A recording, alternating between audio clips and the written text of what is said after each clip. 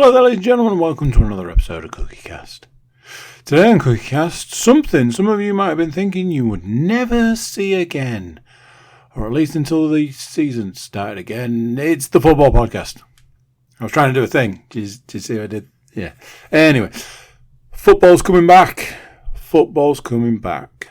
And with that comes the football podcast. A little pre-season taster right here. Get you in the mood for football. What you whistle, all those sorts of things. The crew are back. All the football guys are here talking their respective teams. And this season, I've got a team. More on that later.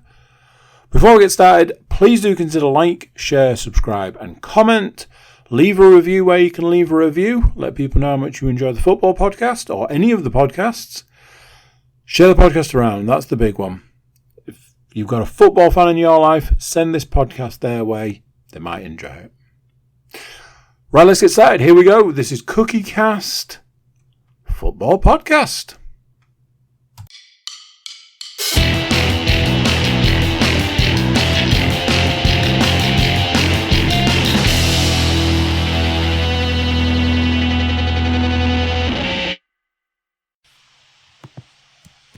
Recording in progress.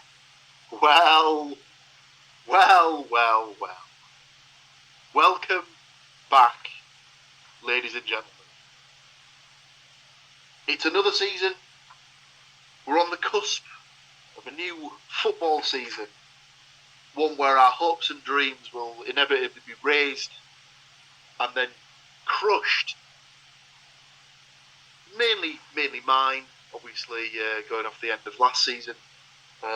Hopefully this season it won't be Coventry doing any crushing. It'll be somebody else that'll swoop in and crush my Premier League dreams as a Middlesbrough fan. But nevertheless, we'll get to that later on. So, welcome back, everybody. Hope you've had a lovely summer off to recharge your batteries for us to go again for season 2023-2024. Obviously, I can't do this alone. I am joined by resident Hull City expert and fan, Mr. Stuart Woodmansey. How are you, sir? Hello. I've reached that point where I've suitably forgotten about all the shit that happened last year and ready to start with the delightful optimism for one podcast and one podcast only. You love to see it. Joining me alongside Mr. Woodmansey is Nottingham Forest expert and supporter, Mr. Matthew Moore. How are you, sir? Fantastic. Nothing's gone wrong yet, so we're all good.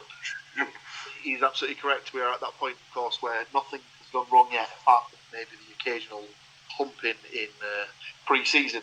But as everyone knows, so one thing that might have gone wrong is, in some cases, kits might have gone wrong. To be honest, I quite like all the Forest kits. I didn't think they were too bad. Forest kits are fine. I think that was it the Middlesbrough one we had a slight issue with. The Middlesbrough home shirt isn't the best. It definitely looks as if it's just had bits of tape stuck on it in parts. But I had this conversation with a fellow fan the other day. It actually doesn't look as bad in person. So it's one of those shirts that it might be like a first glance thing. Isn't it worth it in person? Because you'll likely be in Middlesbrough when you see it. Well, I saw it for the first time right here in York. So. Wow, they opened the gate. I know. Well, I didn't really have to leave, did I? So that's 2/3 of the 3/4, as it were, of the podcast taken care of. Joining us is the head honcho.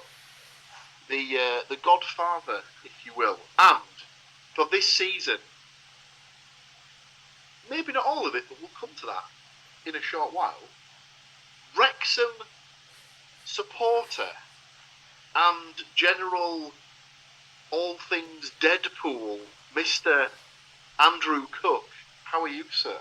Honestly, if I could get my leg high enough, we could cement that title, but as I can, I'll just have to go with, I'm fine, thank you. Thanks for having me back for another season. Just going off that, if you do indeed have Mr. Poole tattooed on your person. Should the boys get promoted this season, will you just have the Wrexham crest incorporated into the Deadpool tattoo? You're breaking up. What? Tunnel. What? You heard it here first, ladies and gentlemen. Mr. Cook committed to his next tattoo live on the podcast. Lovely stuff. So, we'll dive in where we pretty much left off last season and how we actually started last season's podcast. We're going to go through each of our individual teams. We're going to leave Mr. Cook's as... well, there's a specific reason. We covered it a little bit at the end of last season, but I'll give a refresher for those that might have picked up the podcast as a new listener slightly later on. So, we're going to go through Hull to start off with, then move to Borough, finish off with Forest.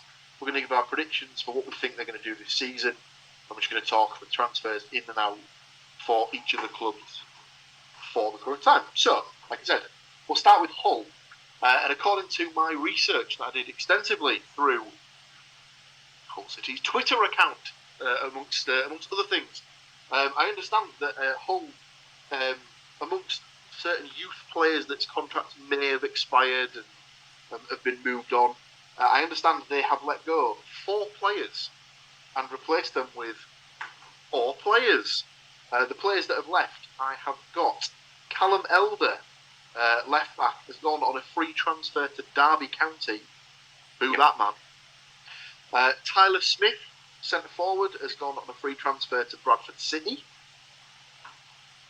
I believe this guy's just a youth team player, but may have played in the first team. Billy Chadwick, Yeah, that's what happened. moved on a free transfer to Stockport County. Yep. And finally, Mr. Mo's going to have to shed a tear. Tobias Figueiredo is no longer employed by an English club. The centre-back, who was previously in Nottingham Forest, has moved on an undisclosed fee to Fortaleza in Brazil. Obviously, Portuguese. He'll fit right in. That was for an undisclosed fee, and when it says undisclosed, that means I think we had to pay them to take him. For those of you who didn't tune into the podcast last season, Tobias Figueiredo probably not making it into Stuart Woodmansey's all-time Hull City 11. Oh, he might make it into the top 3 worst signings ever in terms of promise and deliverance. They didn't pay any money for him, did they? I don't know if they paid for him, but they started to pay his wages, which was still at least however much he got paid more than he should have. Out of those 4, any particularly disappointing ones that you probably wouldn't have? I mean, Elder was probably not a surprise, but probably one of the longest-serving players, I guess. I think he'd been there 4 years or so. Yeah, it's sad to see him move on, especially when he's, degraded himself to heading off to Derby. But he'll do a job for them. I think it's a good move for him. It's probably a better move for Derby. But yeah, good luck to him. I just shame to see him go, really. So, 4 players out, spaces to be filled. So, I believe that Hull started with somewhat of a bit of a coup. I've gone with this off. This is the order that the announcements were made via the Twitter account. So, I have the first piece of business was a season-long loan for centre forward Liam Delap from Manchester City. That surname may be familiar to you. Is indeed Rory Delap of long throwing fame's son. He's had a couple of loan spells in the Championship. I think he went on loan for Stoke for a little bit of time. I think he spent some time on loan at Preston last season, and he's signed on loan for the full season, I believe, with Hull. Is that correct? Yeah, that's what I've got as well. Full season, so that'll do. I think that's a bit of a coup, personally. I think he's quite highly rated. And I think if he can hit the ground running, I think that very much smacks of a Rossini signing in the sense of he's looking for younger players to work with, and that kind of ticked a lot of boxes. The fact that he's got a bit of experience already, he's there for a bit more development. It kind of, like I say, it falls into all the categories. So it's I'm quite pleased with that one. Not seen a lot of him yet. The bits I have seen were fine. So let's see how he cracks on. Yeah. I think he was on loan at Stoke and did all right. Yeah. I was going to say, I don't think he's. I think the couple of loan spells that he's had in the Championship, he hasn't sort of set anywhere on fire. But he's been steady away. He's got a couple of goals. So, let's hope it's like, if he's there for the full season, hopefully he can bed in, get a run of games in the first team and hopefully score a few goals. Next through the door, according to the Twitter account, I had a right winger by the name of Jason Lekilo, who signed an undisclosed fee from Sparta Rotterdam. This might interest Mr. Cook. The last player that I know that was signed from Sparta Rotterdam that came into an English club was a certain Mr. Marvin Emnes at the Borough. So I tell you this much: if I ever meet that man in a pub, I will absolutely buy him a drink. Let's just leave it there. All I'll say is, if he ends up being half as good in Andy's head as Marvin Emnes was, get used to hearing the name Lekilo on the predictions for the next set of months, basically. Any sort of fanfare about this one, or was this sort of a? They did laud it a little bit, actually. But then when you look into it, I think they've signed him for potential, not for what he's actually done already. He played one game for Palace back in the day. He came through their youth setup in 2015, apparently down at Palace. But since then, he's spent most of the time on loan.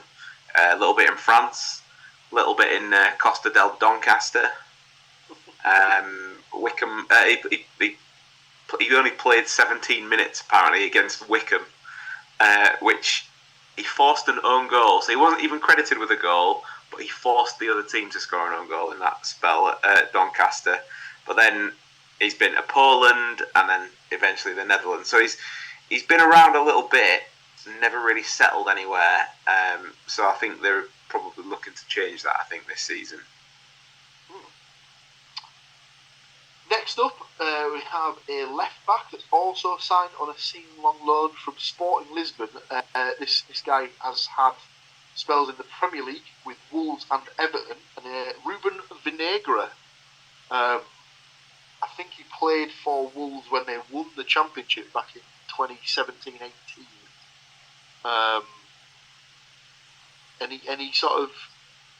Any word on that one? I mean, was left back a position they had to strengthen in? He only made 9 appearances apparently that season, so it wasn't the greatest. But still, it's all experience, I guess. But again, been around a little bit. Played for Olympiacos. I'm amazed he didn't end up at Forest. maybe that was back in the day before all of that was a thing. But he's come. I think he came in from, was it Sporting Portugal? Yeah, Sporting Club de Portugal, Sporting Lisbon. So yeah, again, been around a little bit, but somebody that this time has got more Championship experience, I would have thought. The left back position is definitely one that's up for grabs. Obviously, they've got Coyle signed a contract extension at the end of last season as club captain and remains at right back. But then he's got competition from Cyrus Christie whenever he decides that he wants to defend. Obviously, a bit more options going forward for him. So, but it was the players that they had, particularly for the back, are definitely right-sided. Left back is definitely an area that they needed. So I'm pleased that they've got one through the door. But I can't get too excited about defenders that come in with promise. See aforementioned Figueiredo.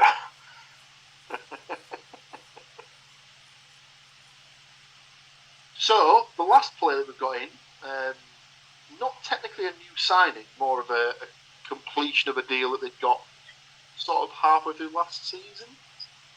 Yeah. The permanent sign of defensive midfielder Javier Xavier. I don't know how you pronounce that word if it's English. Xavier Simons or Simons. It's like they've picked two really difficult names to pronounce and just put them together. Mm. They should be easy. They should be easy to pronounce, but no. He had a bit of a spell in the team towards the back end of last year. It was a bit of a no-brainer, really. He's already settled in effectively, so why not? So yeah, that's quite happy with the business so far. They've not gone nuts, which I was a little bit worried, seeing as there was the whole we're going to push for the Premier League immediately. Seemingly doing a bit of sensible business on the quiet so far, so we'll see. There's probably a bit more time to come. I think there'll definitely be some more in before the window closes, but watch this space. So that's the business in and out for Hull this season. So I've asked each of the boys to provide us with a one to watch. So a player, this could be a new signing, it could be someone that came through at the end of the season and showed something in the last couple of games, something like that. So Stu, if I was to put you on the spot, who would be your one to watch for the season, and just a little sort of reason as to why? I touched on it slightly earlier, and I'm obviously going to pick one of the new guys because why not? But yeah, I'm going to go for Lakilo because he seems like he's a little bit of a journeyman. He's got something to prove, so hopefully he's got that bit between his teeth and actually gets stuck into the task at hand. It's rare that Hull sign a right winger because normally we buy a striker and accidentally turn them into a right winger. So the fact that they've actually bought somebody to do that job is new. So fingers crossed he knows what he's doing from the start, and even if he doesn't score a lot, you'd presume he was there for the assist opportunity because we're still fairly top heavy with obviously Delap coming in, and we've still got Tete, we've still got Estepinian. There's actually a fair bit up front for the time being, so we'll see how that pans out. But yeah, Lakilo purely for the opportunity, I think. Yeah, I think like you said there, obviously that's always the worry with a sort of a young player who's maybe made a couple of different loan moves or a couple of permanent transfers, so that always the worry when they sort of get to that. How old is he? Like, is he early 20s? Mid to late 20s? I wanna say 25, but I might be wrong. Let me find out for you. Obviously, the worry is obviously like potentially that there might be a reason why he's only sort of like, you know, spending a year at these clubs and moving around, but by the time the season gets into the meat of the opening, he will turn 25 in early September. Yeah, so he's at that point now where he probably wants to make, you know, a permanent sort of like location, so he can, like, you know, get. Surely that kind of age is a bit make or break. If you can't cut it, then at that time, then really, what's he going to do? Spend the rest of his life bouncing around like League Two and like below. So I think he's got a lot to prove. So hopefully that'll work in his favour and in ours. Yeah. So there you have it, Jason Lakilo, Stu's one to watch for the season.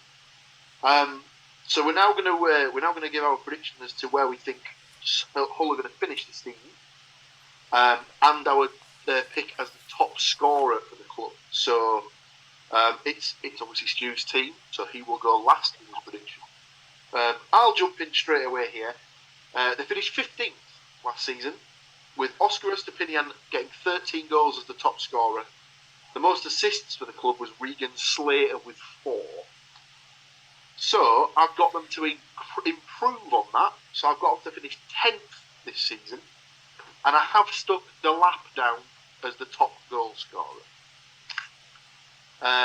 Andy, what have you gone for the position finish for Hull for this team? I feel that I may have gone the wrong way to you. I'm apparently a little less optimistic. I've gone with 12th. which 12.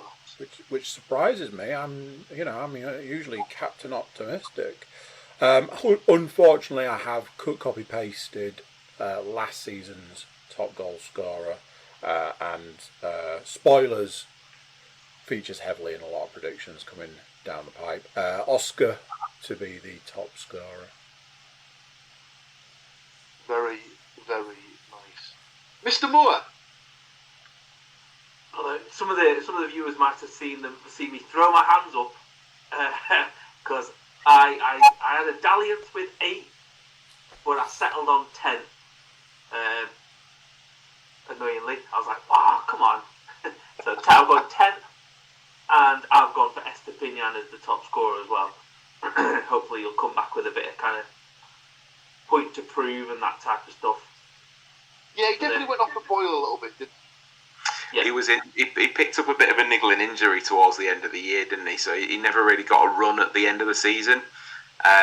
And I think by the end, it felt like they were keeping him out just to make sure that the injury recovered. And it kind of didn't come across very well, as in it came across as a bit of frustration. They've got a bit more of a balance in the side now, so hopefully they can manage their workload a little bit better. Just you to finish us off then, sir. As is usually the case, Mr. Williams. I have weirdly gone for Delap, so the same prediction as you for the top scorer. And I hope that regular listeners are seated when listening to this, because I have gone the highest out of the lot of you, because I have gone 9th. Like I say, there's always this thing about, we're going to aim for the playoffs, blah, blah, blah, blah, blah. 15th to 9th in 1 year, to me, I think is plenty enough to be seen as progression. Definitely enough to keep Rossini in a job, because I just think that'll show he's doing what he's there to do. I just don't think that playoffs are achievable this time around. It's just an insane league. You could say every year about the championship, but doing the research, I just looked at the league and I was like, it was more of a challenge to pick 3 clubs to go down, than it was to pick. And then the rest of the league was. You just looked at it and you thought, that is a stacked league of really good sides that are invested in their teams, and everybody's invested in their team. I was just like, so kind of spoiler alert for future stuff. It's such a difficult league to predict. I get the feeling this may come up later when we give our championship-based prediction. But there you have it, ladies and gentlemen. So, Stu 9th, myself and Matt 10th, Andy 12th for the predictions. Me and Stu both on Delap as top goal scorer, Matt and Andy both on Estepinian as top goal scorer. So that's Hull done and dusted. We're going to move on to Middlesbrough next. Before we do that, we're actually going to take a small break just to whet the appetite somewhat for obviously the team that you're all here for. It's clearly the Borough coverage that everyone comes back for. So, don't touch your dial, ladies and gentlemen. We'll be right back.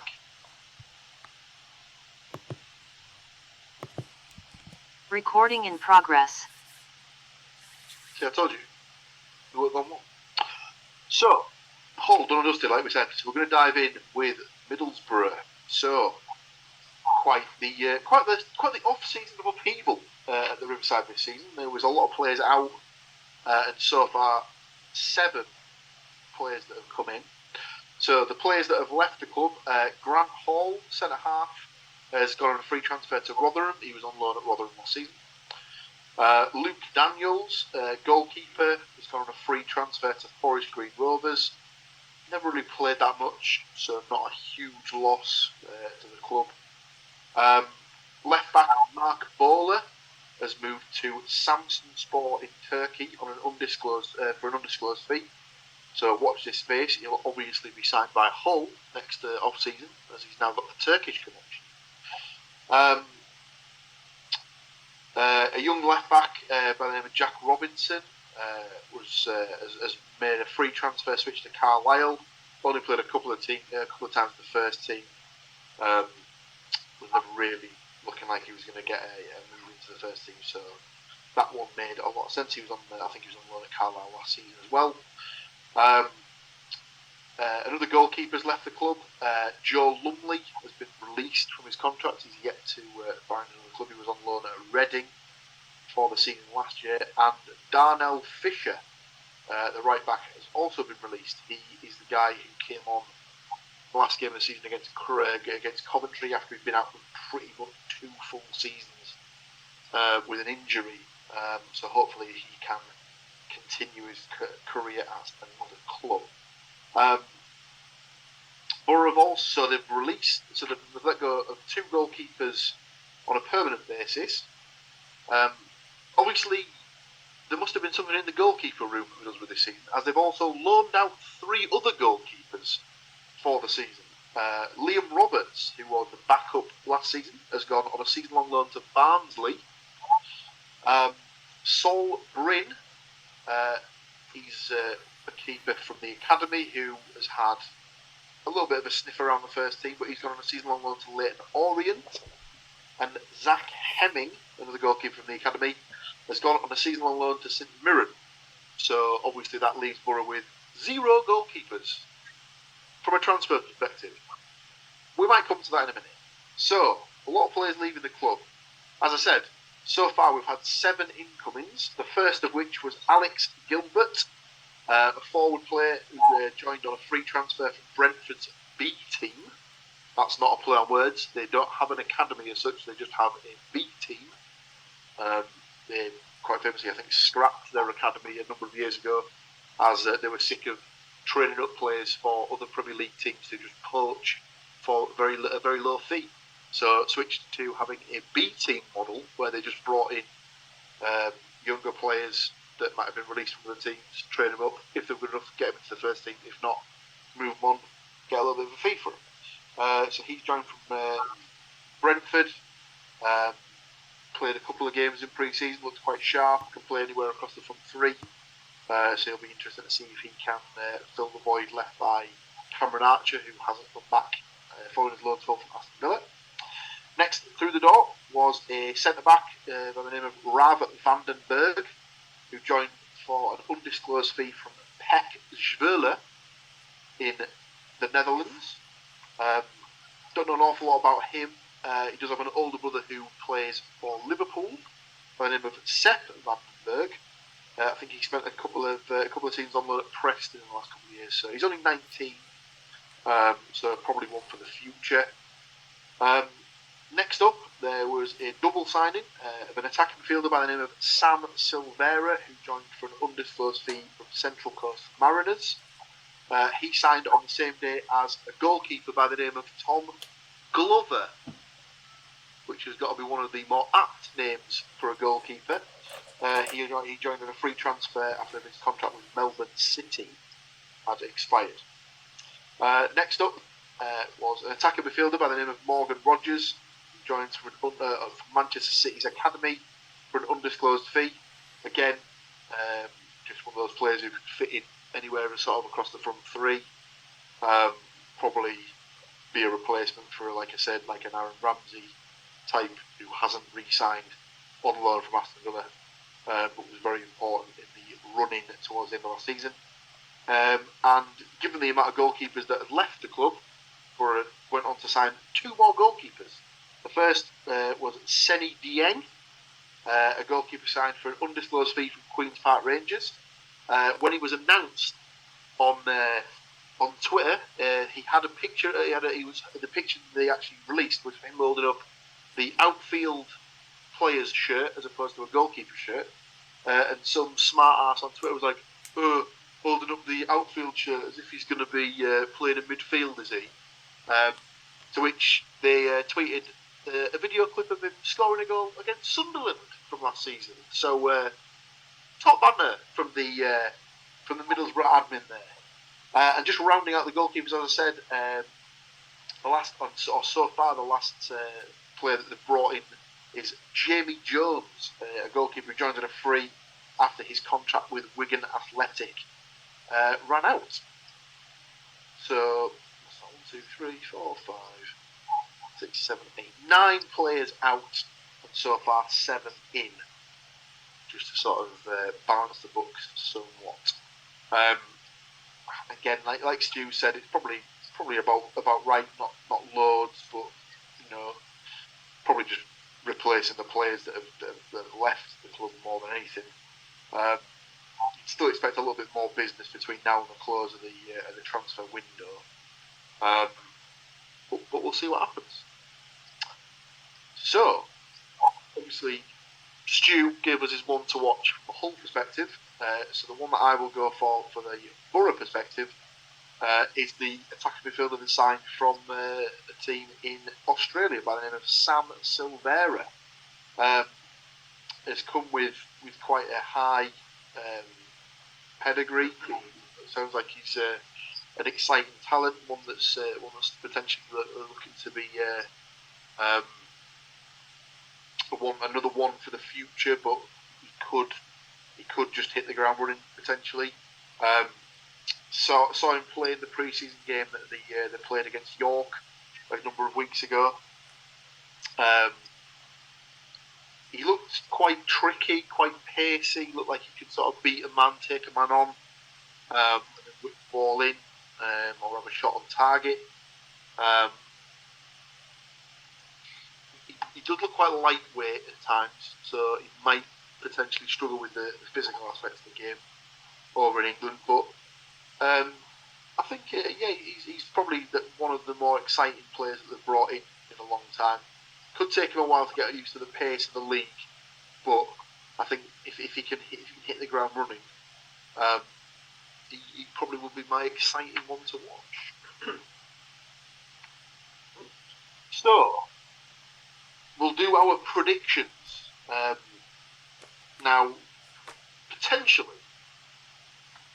Mr. Woodmansey may or may not be still in on the video, as those of you watching on YouTube may have noticed that he's frozen in the position you currently see on the screen. Are you still there, Stu? Yeah, I'm still here. Can you hear me? Right, excellent. So, obviously, Borough being my team, I'll give my prediction last for where I think they'll finish, and the guy that I've got listed as the top goal scorer. At the end of last season, they finished 4th, so they finished in the playoffs, but sadly knocked out by Coventry in the playoff semi-final. The top scorer was Chuba Akpom with 29 goals in all competitions. He was indeed the top scorer for the division as a whole, and the most assists came from the left back, Ryan Giles. Sadly, hasn't re-signed at time of recording from Wolves. Because we know he's there, and because we know we can hear him, Stu, what have you got for the position where Borough will finish this season? So we had this thing about the potential for an outlandish prediction. Yes. I've got Borough to finish 2nd. Interesting. Wait until we get to the other ones. I feel like I may be ejected from the podcast. Your top goal scorer pick? If you look past Tuba, then why are we even here? So you're going for my only worry, so my only worry with this is that how long has he got left on his contract? Because if he starts the season like a man possessed, he might be getting sniffed at by January. So he's out of contract at the end of the season. Oh, well, there you go. So he might screw my prediction by being good. Who knows? But we'll see. And because of that, and if he starts the season well, and a Premier League club, say like Everton, starts the season terribly, I think he's one of those easy players where a low-end Premier League club might panic and just go and say, just throw 15, 20 million at him, and just see if they take the bait. Andy, what have you got for position where Borough will finish? Personally, I feel that Stu's prediction is ridiculous, because I've got Borough down to finish 1st, so we don't have to deal with any of this playoff nonsense. However, I also agree that if you're going past Tuba, what exactly are we doing here?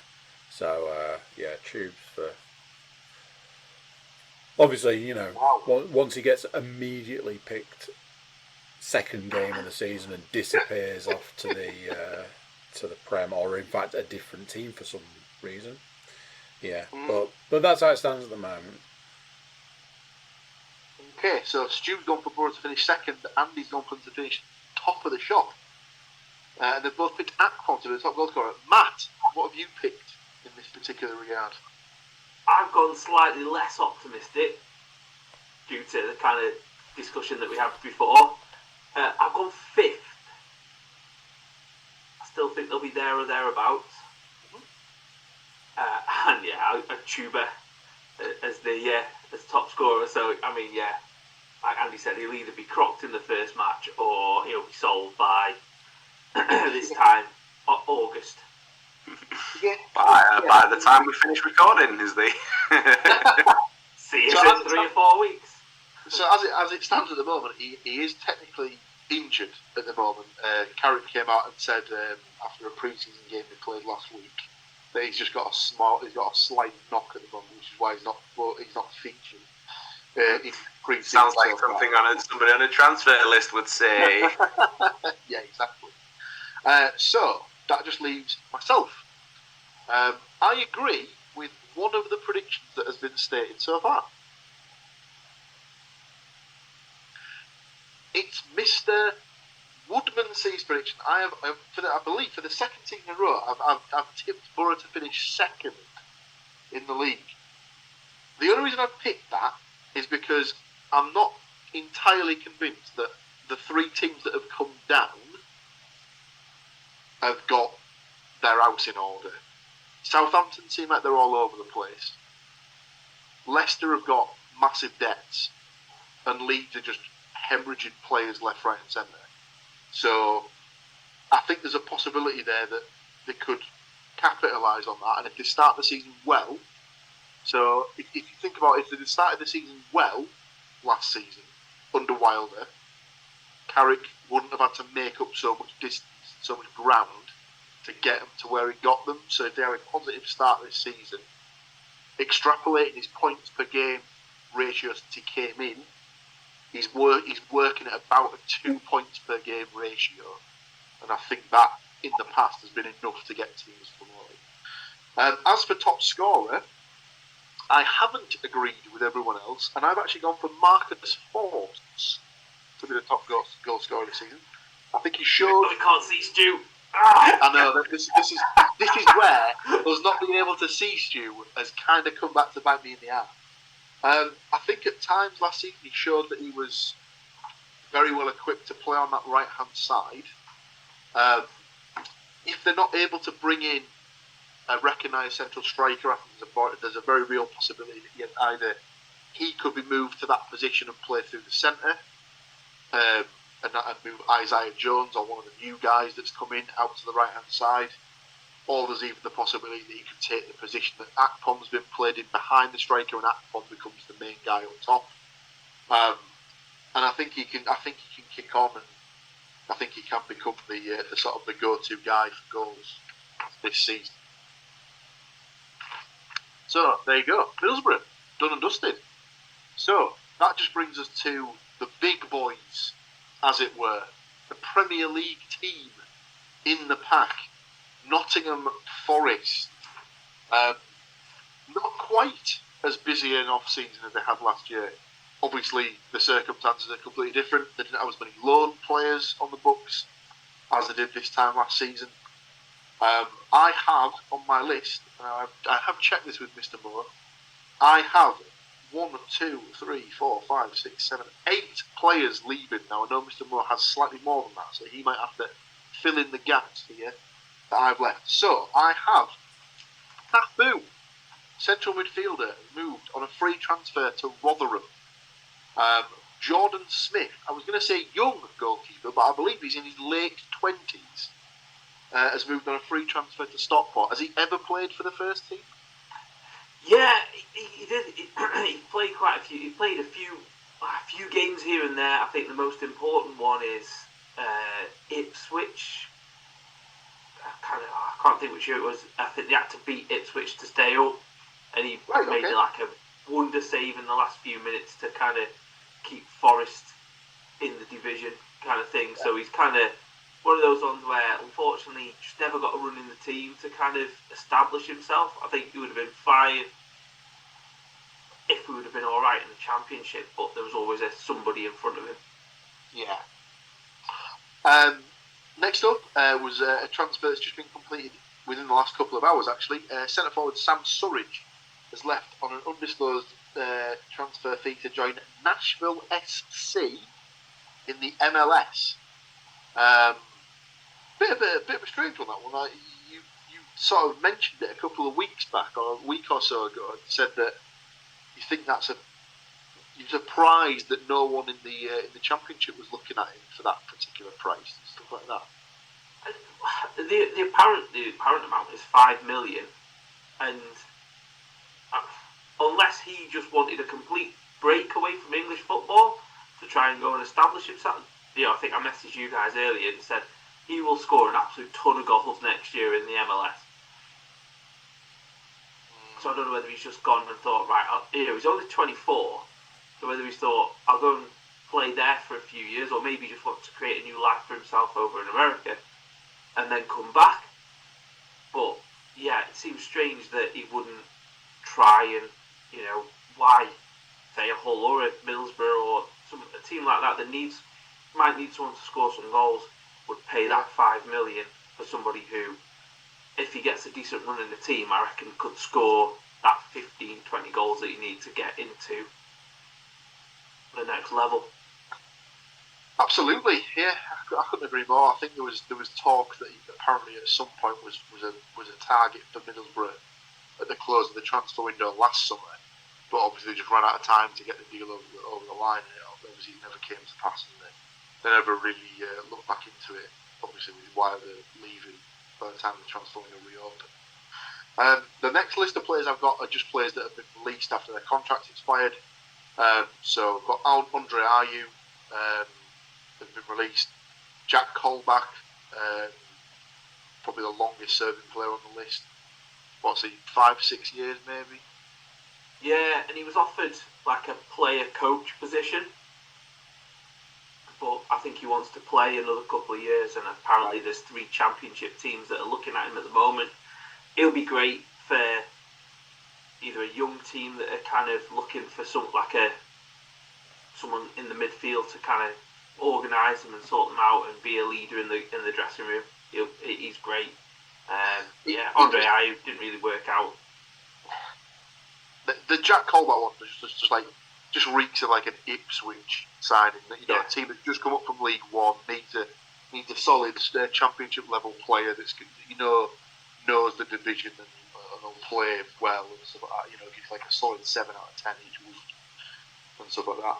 To be fair, I think we'd take him if there was a chance. I wouldn't turn that down. Yeah. It wouldn't shock me if he didn't turn up at one of the recently relegated teams either, because he's probably go in there and sort them out. Yeah, if like Ward Prowse ended up leaving Southampton, he'd probably be a good replacement for Ward Prowse at Southampton, something like that. Just like slotting that little sort of defensive midfielder role, but with a little bit of sort of an eye of like progressing the ball forward. The last 3 I've got was that Lyle Taylor released from his contract. No great surprise, was never in the Premier League squad at any point. Probably should have been sold last season, really, but never really came to pass. Goalkeeper Adnan Kanjuric. Yeah. No. Another one that I'd seen was just listed as a release, but can't say I ever heard him play or anything like that. So. No, I think he sniffed around the first team, but was on the bench mainly. But just when we were desperate, unfortunately for him, I think it was just. Yeah, I think he's apparently still training at the club while he's looking for another team. So. Right. And last on my list, speaking of desperate. Sadly, Mr. Jay Lings himself, Jesse Lingard, having to find himself a new team. Who would have thought? Shock horror, the Saudi Arabia phrase came out. The best thing about that was the fact that he was never linked with Saudi Arabia. He just came out and said, well, I'd be interested if if one of the teams came forward for me. It was like, yeah, we'd all be interested, mate. We've all seen the amount of money that are being banded around. For someone who's done NAFL for, 2-3 seasons now, Oh, yeah. Sky gave him time. They interviewed him live on Sky. I'm like, why does this guy deserve a minute of your time to promote himself even further? But yeah, I was like, but shock horror, still not signed with anyone yet. No great surprise there. That's the list I had. I believe you had some extra names on there as well that had been released. I think I've probably just thrown in the loan signings that went back. So obviously Renan Lodi went back to Atletico Madrid and went and signed for Marseille. Keylor Navas has gone back to PSG. Dean Henderson has gone back to Man United, but it's looking like he could be coming back to Forest in the next couple of days. And then the other two was Dale Taylor has gone to Wickham on loan. He's kind of played a few games in the cup. Is a decent player. And Finn Back, who is Neil Back of rugby union fame, England rugby union fame's son. He's gone on loan to Carlisle for this. They've both gone to Wickham and Carlisle on season-long loans. And the only other out, it's not team related, but Gary Brazil left as director of the academy in the summer. They let his contract run out, and who knows where he's going. But wherever he goes, they're getting a guy who will probably produce you somewhere around £100 million worth of player, which he's effectively done in the past 10, 15 years that he's been at Forest. Plus, I think that's a bizarre one for me. Them letting him go, because the academy's been the thing that's kept the club afloat over the past 10 years. Yeah, I always think it's strange when you see like things going on with the academy. So it happened at Borough, but that was mainly because the guy who was in charge of the academy and had been for ages just got to the point where he wanted to retire. So there's a guy called Dave Parnaby, and he'd literally been running the academy, obviously not since day one, but I think he was involved when the club got saved from liquidation, like in 1986, by the consortium led with Steve Gibson as part of it.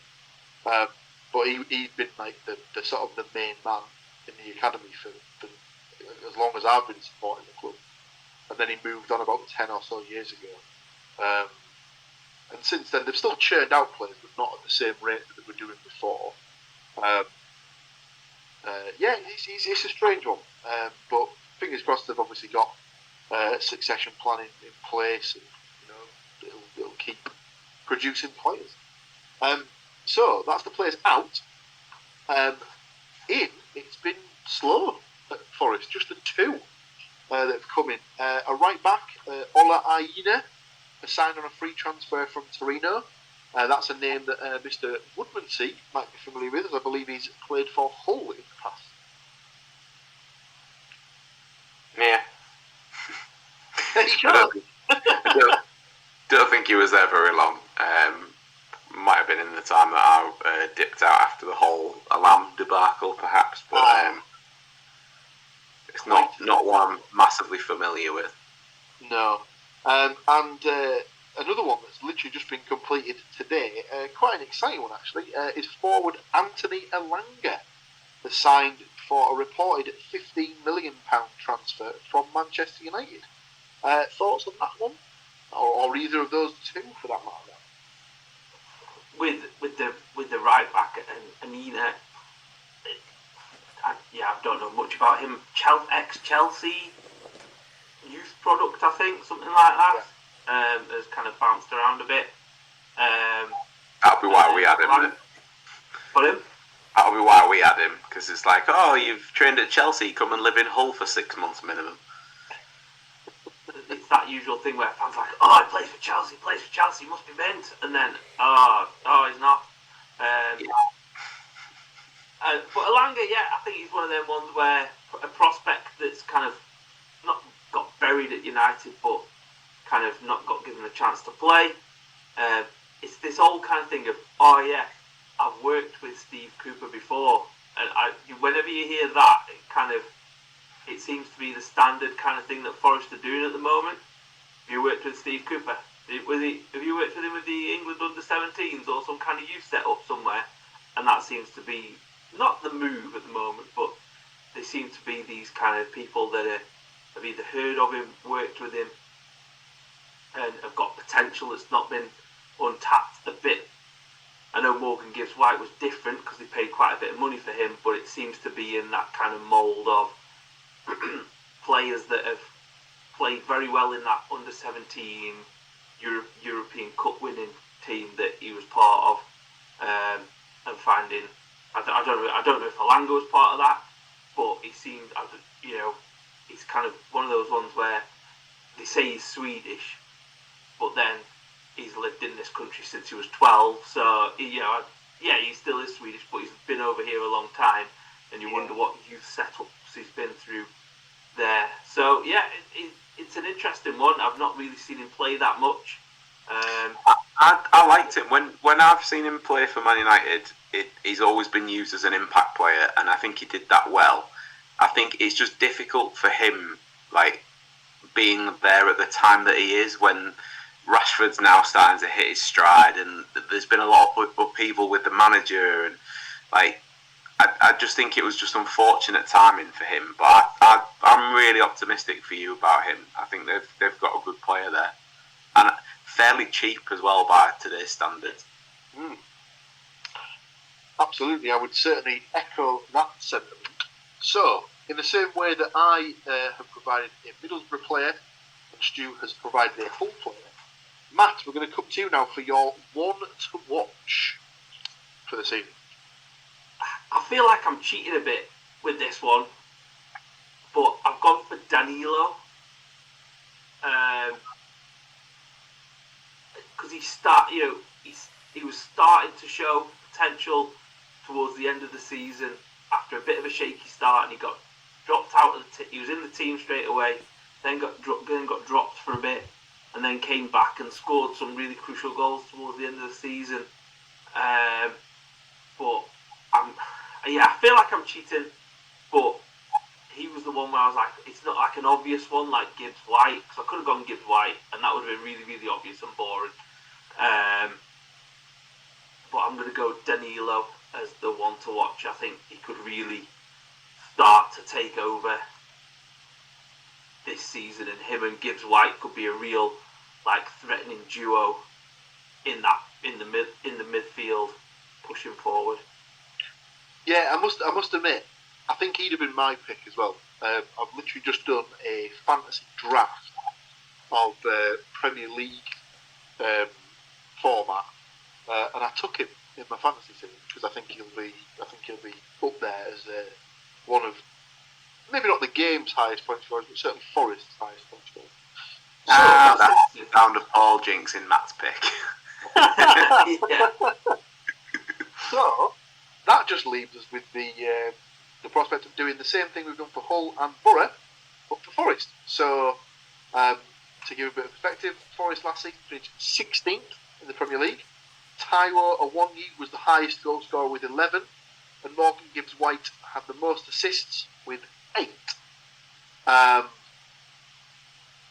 Andy, I'll come to you first for your prediction as to where you think Forest will finish this season.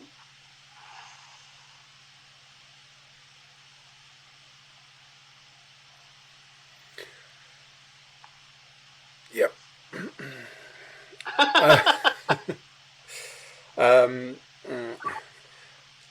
So I didn't want to be hard to explain. I'll just pull the plaster off nice and quick. 15th.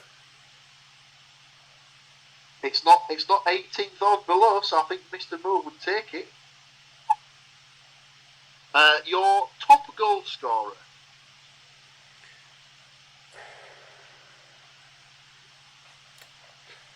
Obviously written it down on my other. The joys of having two lists running simultaneously.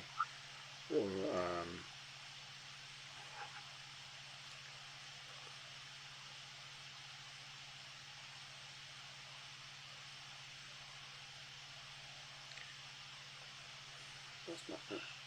If it makes it any easier, I'm pretty sure at this point last season you picked Brennan Johnson. So I have got Johnson down for. I've gone with hoping that still playing Awonyi. Yeah, he's still there.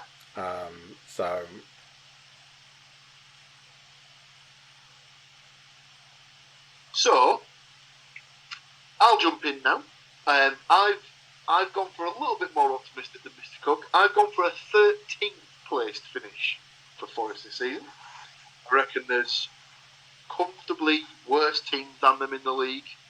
And I think that some of the teams that finished above them last season have probably got worse. So I think they've got enough about them to push on and climb up a couple more places up the table. And I too have gone for Awonyi to be the top goal scorer. I think there's possibility there that he could get towards 20 if he stays fit for the season. And if he does, obviously that'd be great for Forest, but if he gets 20 goals in the Premier League, he is not playing in Forest's colours in season 24-25. Is all I'll say. Fair play will not be a problem. Exactly. Stu, what have you got down for Forest position-wise this season? Well, I'm going to slightly flip that. I have agreed with both yourself and Mr. Cook. I have also got Awonyi. Didn't realise that he was top scorer last year when I actually picked that. I just had this remembrance of he started to come good towards the end of the season, and I thought that boded well. So he had like 6 or 7 in his last 7 or 8 games. So Awonyi was my agreed goal scorer, and as luck would have it, I have effectively split your differences in the sense of I've gone for 14th. Lovely. You love to see it. You love to see it. Right then, Mr. Moore, your boys, your runners, as Stu finishes off, so. I mean, you might as well just do dittos for Stu's prediction, because I've gone Forest to finish 14th, they want you to be top scorer. So, across the board, we have all The only thing that could throw a spanner in the works with that is that you got the Africa Cup of Nations, and he is in the Nigeria squad. But yes. I think they don't miss a match. I think they only miss 2 games. Yeah, it's workable these days, isn't it? They won't be the only club that will be affected by it. Let's put it that way. So there you have it, ladies and gentlemen. That is Nottingham Forest, done and dusted. That just leaves us to go through our season-long predictions in the Premier League and the Championship, and then a little something involving Mr. Cook's team.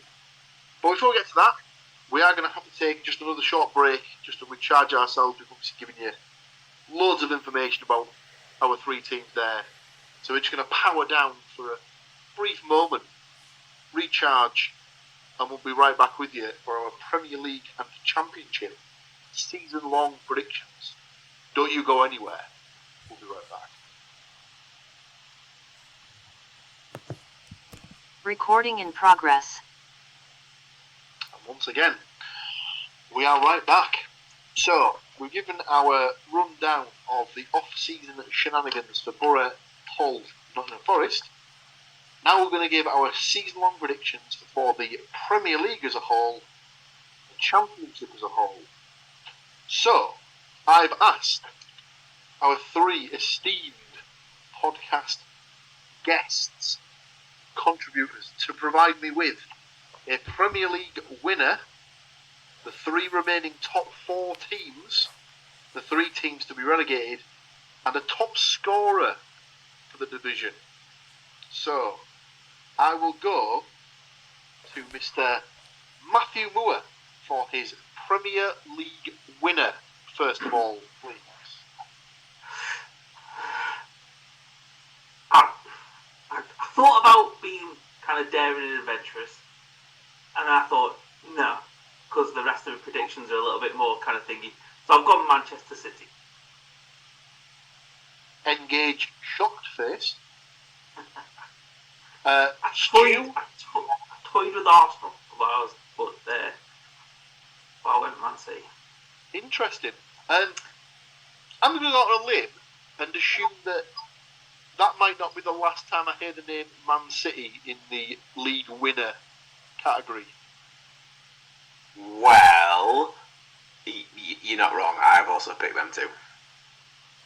I too have picked Man City to win the league, but those of you watching along with us may see Mr. Cook shaking his head. Go on, go on, Andy. So, tell us the correct answer here. It's Man City. Oh, I think He's you may made not me have. look. I think you may not have seen it at the right time. He's made me look like a complete fool. Right, so here's where we might have a little bit of variation, potentially. The remaining teams in the top 4 in order. So I've written mine down in the order that I think they'll finish. So obviously I've got Man City at the top, then I've got my next 4. So I have gone for, to finish second, Manchester United. I've then got Arsenal to finish in third, and I've gone for Liverpool to finish 4th.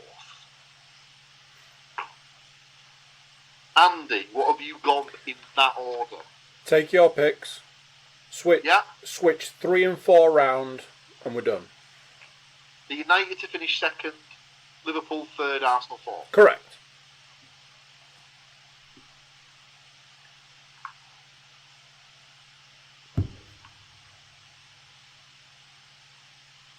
Okay. Stu. I have got Arsenal to finish second, United to finish third, and Liverpool to finish 4th. Liverpool didn't feature in my predictions for the top 4 until I saw the news that Jordan Henderson was leaving, and then they instantly went up in my estimation.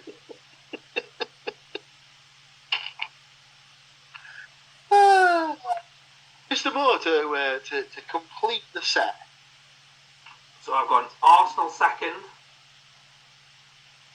Yeah, Manchester United third, yeah.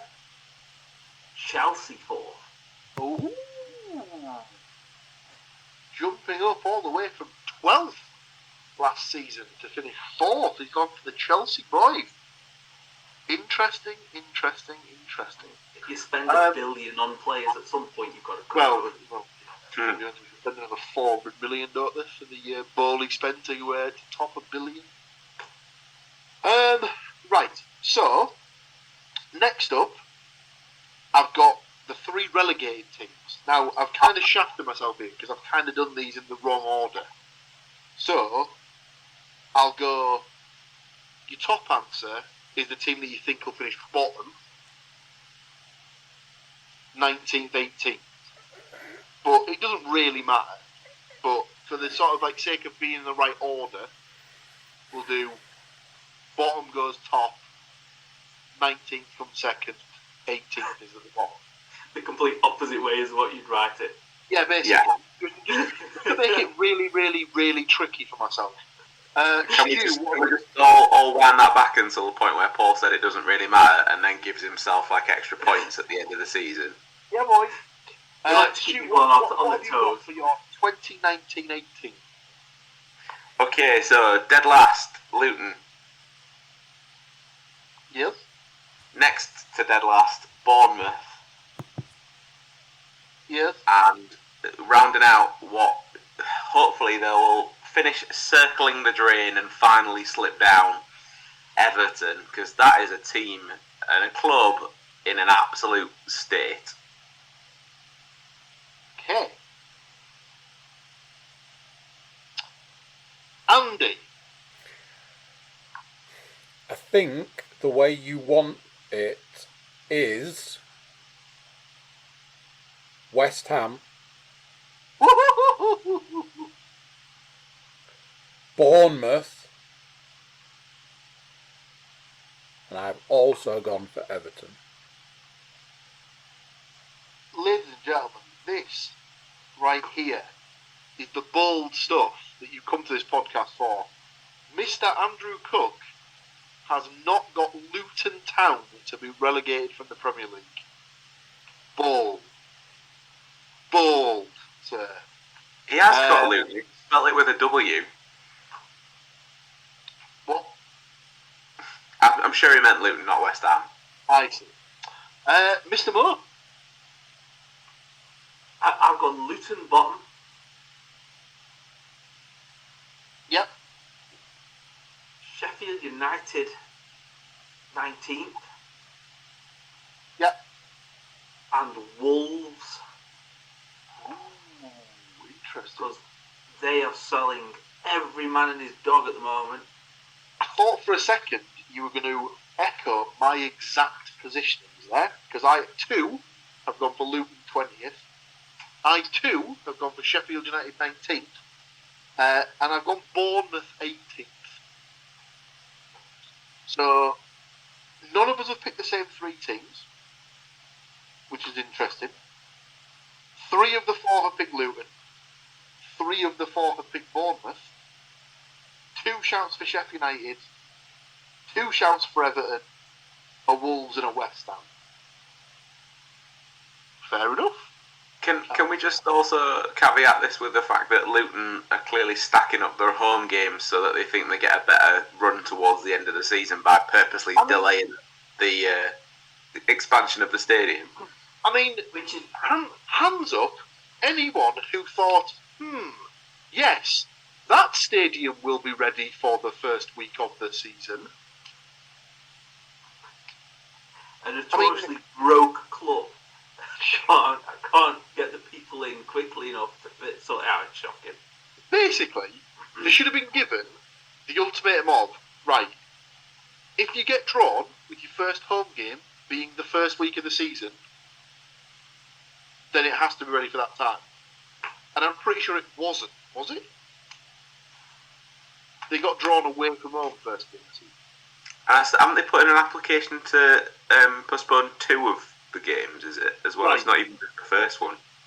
That in its own right should either come with a points deduction or they should be made to move the location. Play it behind closed doors, it's their own fault. Play on No. the pitch. It's not the grass that's getting dug up, is it? They should physically have to play it at the nearest available stadium. So they should have to move to MK and play all their games at MK for a season. No, if they need to move it to the nearest location that could feasibly hold a football match, they'd be better off at the local park than that tin pot shed. The Luton fans that tune in for this podcast are going to be in their droves. So that just leaves us with the top scorer for the league. I'm going to give mine last, I'm wondering if it'll be said before it gets to me. Matt, what have you got for the top goal scorer? Oh, I wonder. Haaland. I suppose I could have asked the question of how close will the next top goal scorer be to him? Really? Who are you picking second? Yeah. Andy? Same. Stu? Same. And do you know what, even if you'd have picked second, you'd have probably been well within your rights to pick his weaker foot as the second highest goal scorer. Now they should break it down like that. They should basically break it down to left foot, right foot headers and see if he can outscore somebody else in the division. That's as I don't think see if he can. I think when he does is more. So everyone's picked Haaland, apart from me. I've gone for Salah. I think if Liverpool get back in the top 4, they're going to need someone to step up and have a big season. I almost went for Darwin Núñez because I think he'll basically play pretty much every game because they don't have another striker. So, but They can't be as bad as last year, can they? no, you wouldn't have thought so. So there you go. That's our Premier League predictions for the following season. That just leaves us with the Championship. And for the Championship, I have asked for a Championship winner, a Championship runner-up, a Championship playoff winner, the 3 teams to be relegated, and, as previously discussed, top scorer. for the division. So, based off some of the Middlesbrough predictions, I can actually fill in parts of the predictions straight away. So I had already picked Middlesbrough to finish second. So had Stu, and Andy had them to finish first. So, unless you wanted to hedge your bets here and pick different things. Nah, that's just weird. So Andy first with Borough, Stu second with Borough, Paul second with Borough. We'll go across the board. To win the league, obviously Andy's picked Middlesbrough. I've gone for Leicester. Matt, I'm assuming he's taking the same? Yeah. After this, I'm going to have to go for like an acid bath somewhere because I feel was just about to dirty say, after these predictions. How dirty has that made you feel? I mean, not well. Wait for it because there's something even dirtier coming in a bit. So. Oh, no.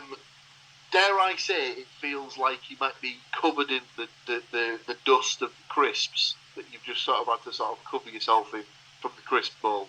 No, because crisps would be nice to be covered in. I just feel like box shit would be kind of.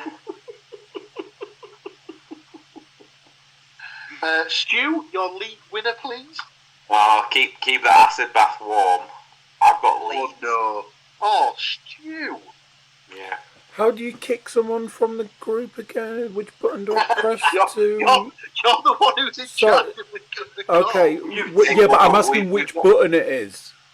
Do we know? We've not finished these predictions yet. When we get to the other bits, Paul might be trying to do that as well. We'll see. What have I done with my dead to me list?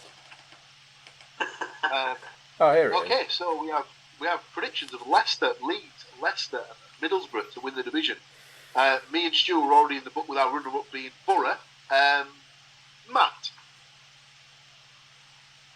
I've gone Southampton because I just think they'll recruit the right players. The thing that worries me is their manager's shit. But I just think they might just be too many good players there. Yeah. Andy? Coventry? I don't hate it, although they have just sold their main striker. Fantastic, that's wonderful. But it's like teams have done it in the past. Teams that have like finished in the playoff final the season before. That's how Borough went up. They lost the playoff season. They lost the playoff final the season before, and then went up as second place. So it isn't like they're going to do this year. The possibility that it could happen. To be fair to that end as well, if Matt picking Southampton, Ward Prowse won't be there by the end of the week, so it works that way as well. Yeah, very true, very true. So next up, we've got the team that will win the playoffs. Now, going off what Matt was indicating from earlier, I get the feeling he's going to say Leeds United for this. Yeah, pop me on the dead to me list. Yeah. I think they're going to start. Not only have you got Leeds to go back up, you've got 40,000 of the dirty bastards to have a decent day out in London. I know, it's awful, it's the worst. Ugh. Ouch. I've sort of kept it in the family somewhat for this one. I've picked West Brom to win the playoffs. Keep the father-in-law happy and all that. Stu? So remember when I said that it might get worse for somebody else on the podcast? I have picked Sunderland. Interesting. Because it's always some like real random team in it. And Sunderland had a decent season last year, so we'll see. They'll be very much based on how they recruit to backfill the players that basically just dragged them into the playoffs last season. Mm-hmm. Like, they've not got Diallo anymore, and he was massive for them last season. That just leaves Mr. Cook for a playoff winner. Blackburn Rovers. Ooh, I'll tell you something. Mr. Cook has done his research, ladies and gentlemen. And if you want to find a team that's got rid of their top scorer or their best player, go see Mr. Cook. Because he's absolutely nailing the picks here. Coventry got rid of Gyökeres. Blackburn got rid of Brereton. But where did he go, Paul? Where did he go? Has he gone to? It's Celta somewhere in Vigo, Spain, isn't it? I thought it was Celta Vigo. Is it Celta Vigo? I can't remember if it was them or Valencia or something. Because I think he'd been linked with Valencia for ages. Wait a minute, he didn't go to Chile? He has gone to a Spanish / Latin American speaking country though. True. Gone to, his native tongue. Yeah, he'll be able to get his conversational Stokish out. Villarreal. Villarreal. Yeah. Okay, so winner, runner-up, playoff winner, done and dusted. So that just leaves us the arduous task of picking the 3 relegated sides. And as Mr. Moore covered way back at the start, this was probably more difficult than picking the promoted sides, as I think you could argue that 20 sides in the division shouldn't be anywhere near the relegation zone. Comfortably. But then I thought you were going to finish that sentence with 20 clubs could go down as well, which is the realistic kind of... Look at how Borough started the season last year. Until Carrick came in, they were hovering around or potentially even in the relegation zone. Had they persisted with Wilder, who knows what might have happened. Same for us until Rosinia came in though, wasn't it? I was going to say October was looking quite bleak for the podcast. Yeah. It was a pretty miserable time all round last year, and then it kind of all turned round a bit. It definitely wasn't the place to be, let's put it that way. So, I'll go in the same order that we went for last time. So your top team is the team that finishes bottom. The next one is the team that finishes 23rd. And finally the team that finishes 22nd. So I'll just jump straight in here. I've gone for the 3 teams to go down as being Cardiff, Rotherham, and QPR. Andy's just sort of done that sort of... For those of you not watching on YouTube, Andy's done that sort of thing where he just looks as if to say, "Oh man, that's amazing," and he's now about to give me 3 completely different names. No, just the order's different. But I'm just happy that we have the same 3 teams, just in ever so slightly different order. Okay, so who have you got to finish rock bottom? Rotherham, followed by QPR and Cardiff City. Okay. Matt, I'll come to you next. I was going to make some sly comment about Cardiff will be alright if Aaron Ramsey manages to play 10 games. Blasphemy. I've gone it's probably be same across the board. Rotherham bottom.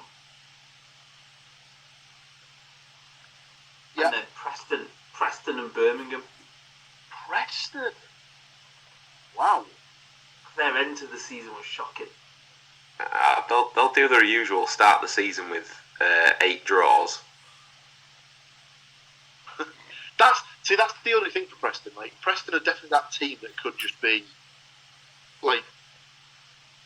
from the start of the season to literally the last game. They could basically start and end without moving more than 3 places up or down. They're always literally just be in the middle of the table. Spent their entire season 1 goal away from feast or famine. If they'd have had 1 goal and extra in half of their games, they'd have been pushing it. Yeah. Rock bottom for you, Mr. Woodmansey. Rotherham deserve it. Been again another one circling the toilet bowl for the last 2 seasons. Just get in the bin.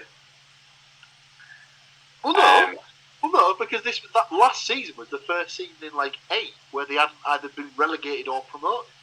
Yeah, so they were circling last season and the season before. Second from bottom? It's a toss-up for me between some of the promoted sides. So I'm going to go Plymouth second bottom and Sheff Wednesday third bottom. Although I could quite happily swap them round. I think this whole thing with the Sheff Wednesday managerial position has just thrown me somewhat. There was no reason for him to leave. Something's obviously not right one way or the other there. So something's a bit awry. I think I'd agree with that. I'm surprised that only me and Andy picked QPR. They were rotten in the second half of last season. They were really, really bad. I have them in that Liverpool bracket of they can't be as bad as last year though. Yeah, I suppose that's fair enough. I honestly stuck a pin in a piece of paper, to be honest with you. I suppose I couldn't. That's also a fair point. That just leaves me with the player that you think will be top scorer in the league. I'll just jump in straight here. I think if he hits the ground running, like I suggested he might in the Borough section, I think Force could challenge for the top goal scorer. Because I think Borough were second. I think they were only second to Burnley for team goals in the division. Might have even been the top goal scoring team actually. Now that I come to think about it. So I think if they can keep that up, there's no reason why a Borough player shouldn't be the top goal scorer again. Andy? Somewhat regretting the decision, but I've gone with Tubes. I don't think it's a terrible pick to pick a Borough player because they proved last season that they've got goals in the team. So, Stu? Much like Andy, but again, as I mentioned before, it'll depend on if he's still a Borough player come the 1st of February next year. So you're going for Atpom as well? Yeah. Cool. Matt? Self-hating person in me wants to pick Bamford, but I'm not. I can't do that. So I've gone for Daka at Leicester. Yeah, I must admit, I'd looked at the odds the other day for who was the sort of the favourite, and suffice to say, Iheanacho, Daka are the two outstanding candidates as the top goal scorer. So, right, that is our season-long predictions done. However, as we said at the start of the podcast, Mr. Andrew Cook has a slightly different role this season, in that he's not just there to provide his predictions for Middlesbrough, Nottingham Forest, and Hull City games. As we discussed at the end of last season's podcast, we were going to change it up this season, and we were going to designate Mr. Cook a team. We let him choose his own team, and as may have come up once or twice during the podcast last season, it seemed only fitting that Mr. Cook ended up choosing his Ryan Reynolds-led boys from North Wales. So, to start off the season, Mr. Cook will officially be a Wrexham supporter. However, we're going to play the winner stays on method. So, there is a possibility that during the course of the season, Andy will support 46 at minimum clubs. Well, technically it'd be 23 because obviously it'd just be 24 because it'd be every team in the division once, in theory. But what if his team moves to a division with less teams in it? Well, there's also that. So, rather than doing predictions based on Wrexham, I've changed it slightly, and I have asked the boys to give me a number of times that Andy will change teams due to the winner stays on method. So, as we discussed, just based on league games, it could be as many as 46. But then obviously you have to factor in the cup games, and Wrexham are eligible for 3 different cup competitions. So, there is a possibility possibility that Wrexham could get beaten in the Papa John's Trophy, potentially by a Premier League's under-21 side. If that is the case, I'm not going to count that. We're just going to have like a do-over, and it'll just move to the next game. But again, there could be a possibility that Wrexham have already been beaten at that point, and it moves to the next team. So obviously, Andy would then support the next team that beat Wrexham, and so on and so forth. So, as it's technically Andy's team, I'll ask him to give his number last. So I'll just jump in to get the ball rolling. I think over the course of the season, Andy will change teams that he supports 18 times. I don't think he's going to lose that many, and potentially the team that beats Wrexham could be good, and then goes on a bit of a long run and just lose, etc., etc. So I've gone for 18. Stu, how many times do you reckon he'll change teams?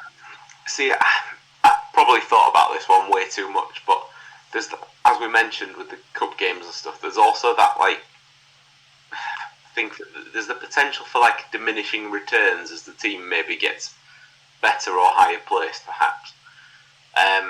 But I did actually go slightly higher than you, because I actually picked 18. Not 18. You picked 18. Picked 21. Okay.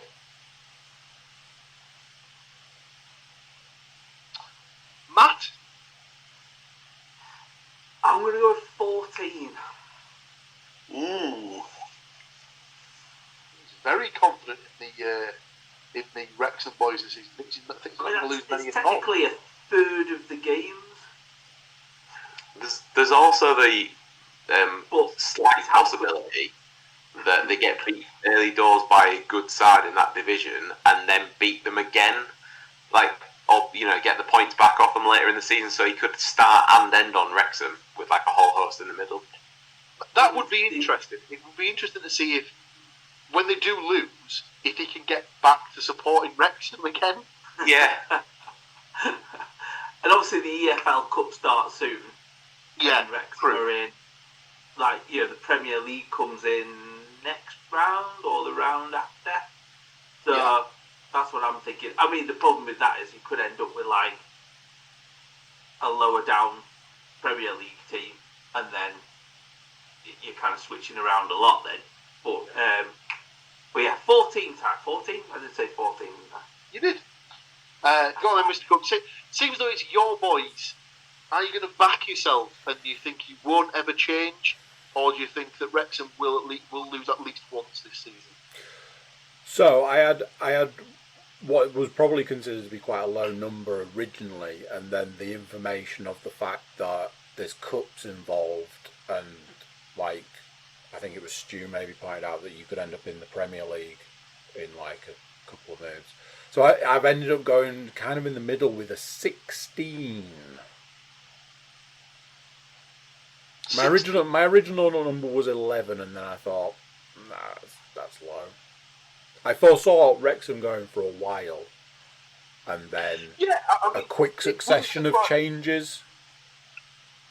Given how dominant they were last season in the conference, it wouldn't surprise me if they go the first 10 games without losing. So I think they've probably already got a squad that's too good for League Two anyway, potentially. So ladies and gentlemen, that is your 2023-2024 season-long predictions done and dusted. That wasn't too painful, was it? All that's left to do, I suppose, is to thank these three gentlemen for joining me once again to start us off on the long and murky and downright filthy journey that we're all about to undertake for the next 9 to 10 months. I'm sure it'll be long and arduous, and we'll all hate it come November, but we do it every year, so more fool us. Thank you very much, gents. Join us again next week, where we'll start off our week 1 predictions. There might be a slight twist in that, but we'll get to that when we get to it. But for now, thanks for joining us, ladies and gentlemen, and we'll see you all next week. Bye for now. So there you go. What do you think to that? Little taster there for you. Little start of the season podcast. Ooh, it was a good one. Bumper edition. Getting it all in there, getting all the information you need. How do you think the season's going to go? How's your team going to do? Those are important questions. You can let us know by getting in touch. There's different ways you can get in touch. You can go to the website, find the social media links, send us a message, or go to the website, click the email button, and send us an email. The website is thecookiecast.com. And yeah, number one reason you guys can get in touch with us. Outside of that, if you wouldn't mind, like, share, subscribe, comment, leave a review. That'd be awesome.